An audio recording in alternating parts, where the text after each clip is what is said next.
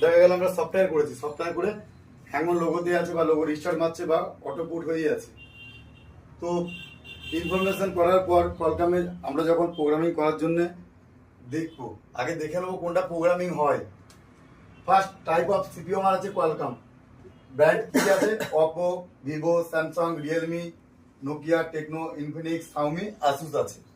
আর ওর ভেতরে এমএমসি লাগানো আছে আমার এসিসি আর স্যামসাং এর আছে।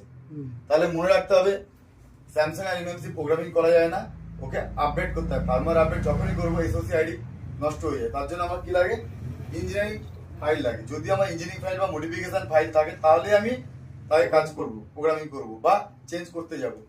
তার জন্য আমার কি দরকার? আসুস আর শাওমির এগুলো পাওয়া যায়। তো আমি এই দুটো মডেলকেই প্রোগ্রামিং করব বা ইমেল চেঞ্জ করতে যাবো। কলকাম সিপিইউ থাকলে বাকি কাউকে করবো না, ফেরত দিয়ে দেবো কাস্টমারকে। আর যদি এমএমসি আমার আদার্স থাকে আর আমার প্রোগ্রামিং বক্স সাপোর্ট নেই, তাহলে তখন আমি টাইপ অফ সিপিইউ কলকাম থাক, কোনো চাপ নেই, আমি তাকে পার্টিশন করতে পারবো। পার্টিশন করে ক্লাস করবো, সেট চালু হয়ে যাবে। এর জন্য কোনো ইঞ্জিনিয়ারিং ফাইল আমার দরকার পড়ে না। ঠিক আছে?